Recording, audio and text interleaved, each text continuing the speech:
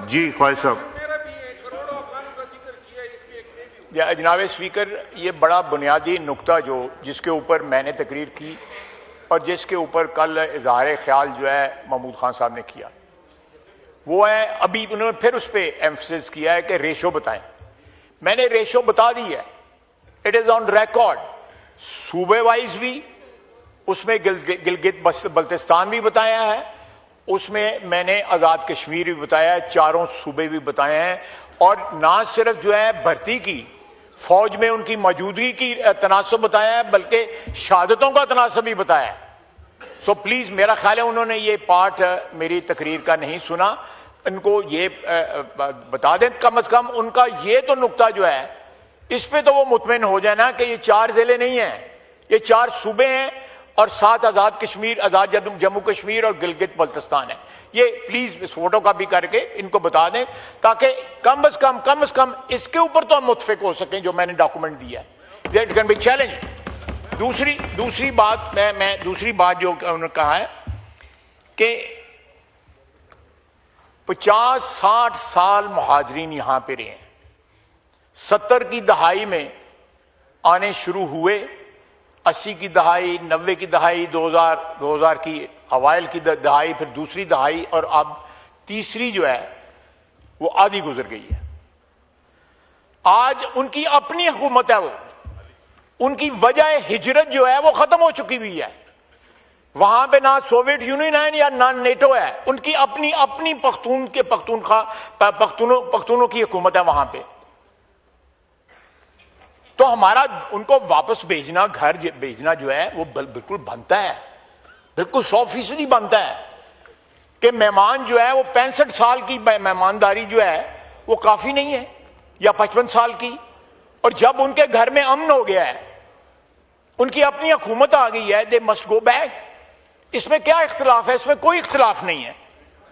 उसके जनाब उसकी बात, दूसरी बात उन्होंने कही तिजारत की, बिल्कुल ठीक है, और ये ऑलरेडी हो रहा है कि नारकोटिक्स, असला, ये सारी चीजें, बाकी सारी जो है, जो हमारा एग्रीमेंट है ट्रांजिट ट्रेड का, वो सारे का सारा उसमें सब कुछ आ रहा है। बल्कि यहां तक कि हमारे यहां पे जो सामान है पहले वहां पे जाता है, फिर वापस यहां पे आ जाता है, और उसमें कोई कस्टम ड्यूटी नहीं पे की जाती। आपको भी पता है, सारी दुनिया को पता है। ये भी पॉइंट जो है मेरा ख्याल है, मैं गुस्ताखी कर रहा हूं कि ये वो जो है गलत बयानी थी या मिस इन्फॉर्मेशन थी उनकी। तीसरा जो है जनाब वाला, ये हमारे ताल्लुकात की, जो अफगानिस्तान के साथ ताल्लुकात की जो है तारीख जो है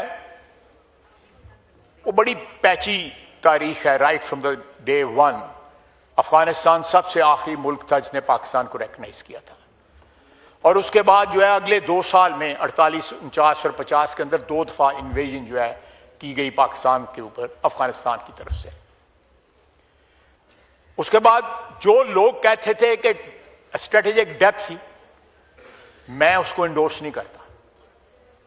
मॉडर्न वॉरफेयर जो है उसके अंदर स्ट्रेटेजिक डेप्थ की कोई वक़्त ही नहीं है, कोई वक़्त नहीं है स्ट्रेटेजिक डेप्थ की। मैं आज भी कंडेम करता था, उस वक्त भी कंडेम करता था। आपने 200 किलोमीटर 400 किलोमीटर जो है हिंदुस्तान के अंदर तबाही जो है, बर्बादी जो है वो बर्पा कर दी, अपने घर बैठ के बर्पा किया आपने। आपको जरूरत थी, स्ट्रेटेजिक डेप्थ की जरूरत थी। ये सबसे बड़ा सबूत है कि हमने अपने घर में बैठ के जो है हिंदुस्तान की तकरीबन 250-300 किलोमीटर तक जो है डीप जो है हर चीज जो है डिसेबल हो गई थी। या कोई और आइडियोलॉजिकल जो है कथित तौर पे गलत है। अफगानिस्तान एक इंडिपेंडेंट मुल्क है, हमारा सूबा नहीं है, ना हमारा कोई इंटेंट है उसको सूबा कहने की। जो शख्स कहता है कि वो 5वां सूबा है, वो खाम ख्याली है, वो किसी बेवकूफों की जन्नत में रहता है। वी वॉन्ट टू को एग्जिस्ट, पीसफुली को एग्जिस्ट।